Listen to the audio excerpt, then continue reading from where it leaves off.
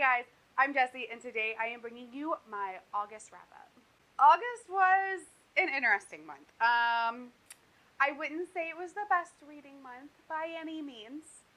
I did not read a whole lot of books, but the ones I did read, all got, pretty high marks, except for, one, but we'll talk about that. But, so I liked what I did read, I just didn't read a lot. It was a weird month. My daughter started back to school, my son got kicked out of daycare, my husband quit his job, I went to more remote as opposed to going into the office, so now I'm working 2 days in the office, 3 days remote, and yeah, life got chaotic in August, to say the least. And then I just didn't read as much as I would have wanted to, but September is already off to a better reading start, so yay. But we're not talking about September, we're not talking about my chaotic month of August, we're just talking about all the books that I read this month. So we're gonna talk about 7 books that I attempted in August. Out of those 7, 1 was a DNF. I just couldn't handle it. 2, I just haven't finished yet. And then the rest of them were all 4 stars for the most part, except for my 1 5-star book. So really, star rating wise, everything is good. I just didn't get a lot of volume, but I got a lot of quality. And then I DNF 1 with the quickness, because we'll talk about it. It was horrible. Out of the books that I read this month, 3 of them were ebooks. All 3 of those were ARCs from NetGalley. 1 of them was my DNF. 2 of them I finished. The rest of the books were physical books that I already owned. Alright, we're going to start off with the first book, and that is the book that I DNF'd. And sadly, that was also a NetGalley e-ARC, and that was the Curse of Ash Embers. Oh, this book. I just could not get into it. And it is a YA fantasy. And I'd heard some good things about it. It had pretty decent, Goodreads ratings. And I was like, you know what? That sounds really cool. I like witches. I still read YA. I like YA books. So I was like, yeah, that sounds great. We'll apply for that one. The cover's really pretty. I bet you all like it. I didn't like it. And what I didn't like about it is it utilizes one of my least favorite tropes in especially YA, but any fiction, but especially in YA, and that is the shitty parents trope. And what I mean by that is the mom who chooses the man over her biological child, the stepdad that's abusive for no real reason, the mom who knows about it but stays with the douchebag and tells the daughter, oh, just don't make him angry. And I'm like, the fuck is going on here? When a book starts with that, I just can't. Maybe it's because I'm old, I'm a mom myself.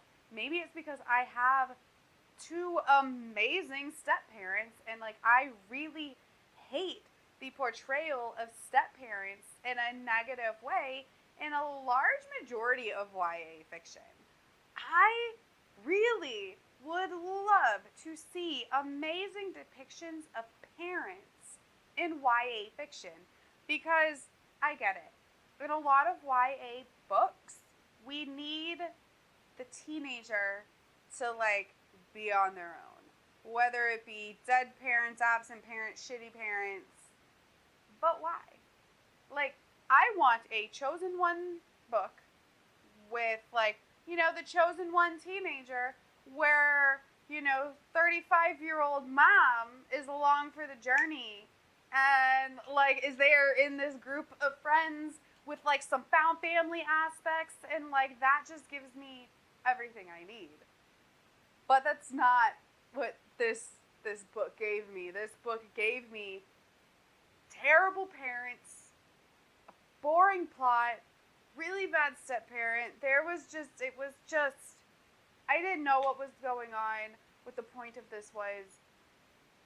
I was bored. There was a lot of travel and not I love traveling books.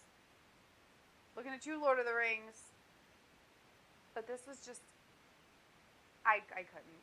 If you love this, I'm sorry. I don't mean to trash it. It's just I just think that beginning with that trope really threw me, and I just couldn't get into it the rest of the book. But if you know of any books that are YA that have really great parents in it that are along for the journey, or that are on the quest with their teenage chosen one, or anything along those lines, let me know, because that is what I need in my life. Okay.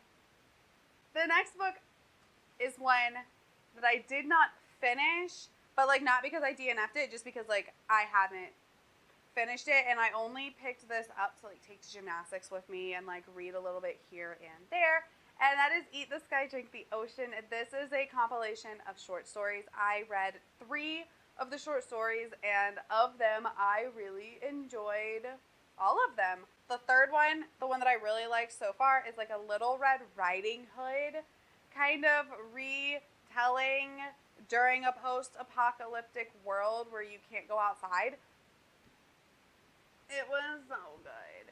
And then there's also just a bunch of cute, fantasy-esque, feminine retelling, short stories, graphic depictions. And it's just a really cool book, and it's one that I'll just keep, kind of picking up and reading a short story, but I'm not just gonna read through all of it right now. But yeah, I have really been enjoying this. My other book that I'm still currently working on is Words of Radiance by Brandon Sanderson. I'm reading this with the Stormalong 2020, and I absolutely am loving my time with it. I am over halfway through now, so I read about half of it in August, and it's so good. Just like Way of Kings, it starts to really pick up the pace at that halfway mark, and it's everything's starting to come together, and we're starting to see things just vibe and come together, and see the storyline flesh out, and we're getting some realizations and some really cool banter between characters, and I am absolutely loving this. I'm taking my time with it. I'm reading with the Stormalong 2020, but I'm just enjoying the ride. Taking my time with it. When I finish this, I'm going to start Edge Dancer, because I have to read that before I read Oathbringer, and then I'll jump into Oathbringer. So, if you don't know, just read the Stormlight Archives. Alright, those are all the didn't finish in progress books from August. Now let's get into the books that I did finish, and the first one I want to talk about was another NetGalley e-arc, and that is Boneshard Daughter, which was fantastic. I gave it a 4 out of 5 stars. It was a lot of fun, and it was much more detailed and a little darker than I was expecting for it being a YA novel. And the protagonists, some of them were a little bit older, which I really appreciated, because yes, there were teenagers, but some of them were older, and I love that, because I need older protagonists. The basic premise of this book is this girl, Lynn, is the heir to the Empire. She is the daughter of the Emperor, but she has no memories from 5 years prior. So she only has 5 years worth of memories and can't remember anything else. And the whole concept of the book is she is trying to regain her memories and get her father's approval so she can be named his official heir, because there's also an adopted brother who is kind of competing with her to learn this magic that they use in this world, which is really, really fantastic. It is such a unique magic system, and I just really enjoyed that aspect of it. And then we get another perspective, which is from a kind of mercenary. He's a smuggler, and he's kind of a reluctant hero. And I love a reluctant hero. He's just this guy that's in the wrong place at the right time, and he has to like save a kid, and like hijinks ensue, and he like doesn't want to be a hero, but like everybody thinks that he's this hero, and he ends up getting like this really cool animal companion, which I love an animal companion. So this is such a cool story. There's also a sapphic romance in it, and it's just so good. I really recommend picking this up when it comes out. It should be out by the time this video goes up, because it comes out, I believe, September 4th or 8th. It comes out at the beginning of September. It's really good. I highly recommend you pick this one up. The next one I want to talk about is another NetGalley e-arc, and this book is out already as well, and that is Space Between Worlds.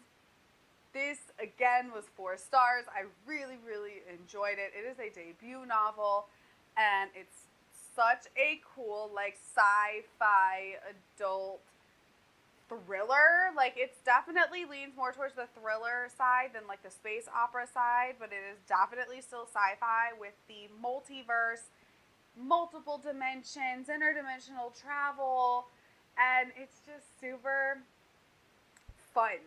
I really had fun with this one. I'm not going to go too into depth on it because I did do a full review of this book. If you want to check that out, definitely go look it up. It's a spoiler-free review, so I'm not gonna spoil it for you, because there's some really good like twists and turns in this book that I think a lot of people will enjoy. The next book that I want to talk about, maybe a little controversial for some of my friends out there, but that is The City We Became by N.K. Jemisin. This was our book club pick of the month for shelf space. And I think I'm like one of the very few people in the book club that like adored this. Like, I gave this 4.5 stars. I loved it. It was so weird and so good in like this amazing Jemisin-esque way. Because like, if you've never read a Jemisin book, like, she has this writing style that's just so uniquely her. It's beautiful, and it's a little confusing maybe, but it's not super flowery, but it's just, you have to read it to understand like any of her books, because like her writing style is just so unique. And in this book, it's literally her love letter to her city, her love letter to New York. Basically, the concept is that cities have souls, and when cities are ready to be born, they come into this world, and there's this force a lot of times that wants to stop them from being born. And the youngest city helps the newest city be born. So we have a Sao Paulo, and then we have New York being born. And something goes haywire in New York's birth, and we end up with not only the avatar of New York, but the avatar of all the boroughs. And each of these avatars have to find a way to kind of come together and figure out what's going on, and where the avatar of New York is, and why their birth was messed up. And they're all so different, and they have to overcome their own differences. And it's just a lovely story. It was definitely not a lot of action. It was more character driven, and we were in their heads a lot, and I really enjoyed it.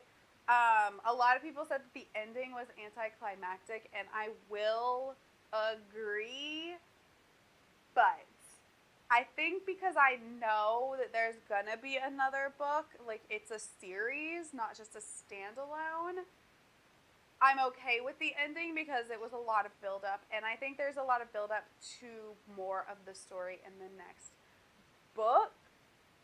So I'm really excited to see where it goes, but I just adored the characters. The characterization of the Bronx and Brooklyn and Manhattan and Queens and even Staten Island were just so good. Like, it made me want to go to New York, because I have never actually been to New York, and like I've always wanted to go, but like this made me want to go even more. And like there's some really just cool scenes in this book, and yeah, If you like Jamison's writing, pick it up because it is just so good. All right, my final book of the month, my favorite book that I read in the month of August, should come as no surprise. It's another Jemison book. It's The Ovilus Gate, which is the second book in the Broken Earth series. I adore this series. It has made me so emotional so many times. Like, the first book had me just in tears from the first page, if that tells you anything. The second book really expands on the story. It really shows you what is going on with this world, and there's some new realizations. Some old characters come back.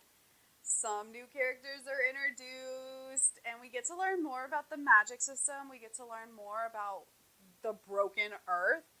We get to learn more about just their way of life and the relationships between our main character and her children and her friends and the people that, thought were friends or her new family. And it's super hard to explain, especially because this is the second book in a series. Like, I don't want to spoil the first one, but the first book, we follow Soon, who is a mother of two, who comes home to find her 4-year-old son beaten to death by her husband, and her husband has taken off with their 8-year-old daughter. Now, if that doesn't sound tragic enough, imagine me as a mom laying in bed with my 3-year-old son while reading this, bawling hysterically while he slept. Because that was my life at the time that I read the first book. That is how I started the book. So that might lead to my emotional connection to it. But she is also what they call an orogeny, which is someone that can assess and kind of control the impulses of the earth. Create earthquakes, still earthquakes, things along those lines. And people that are orogenies are looked at with distaste. And that's why the son got beaten to death, because his dad figured out what he was and had to dispose of him. Because in this world, you cannot be one of these magic users, basically. And the story kind of takes off from there. We follow 3 separate points of view. Soon, and then we follow a very, very young orogeny girl who's on her way to the fulcrum, which is kind of their X-Men training facility, where they train them to work for the government, basically as their slaves. And then we follow another girl who is a full-on fulcrum trained orogeny on kind of this journey with this older man to kind of fix an issue that is going on in the world. It's so good. I just did the worst job explaining this. I'm actually reading Stone Sky. I'm about to start it, which is the last book. Once I finish that, I want to do just a spoiler-filled chat of the whole series, because I just have so much to say about it, and I felt so many things. And I know I have some friends that don't love this, but I do. It's okay. It's a weird story. It can be confusing. It's hard to get into, I think, and but it's so beautiful. It's so beautiful. If you're a parent, I recommend you read this, because I've been on this journey of looking for parents in fiction, specifically sci-fi fantasy, because I don't think they're depicted enough. Specifically moms, specifically good moms, as per our rant earlier in this video. I need it. It's what I need.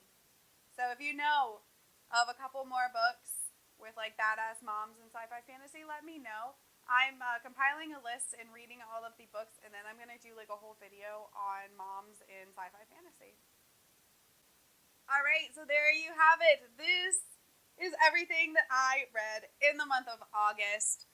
All in all, it might not have been good volume-wise, but it was pretty great quality-wise, so I can't really complain. Alright, well, thank you guys for hanging out with me.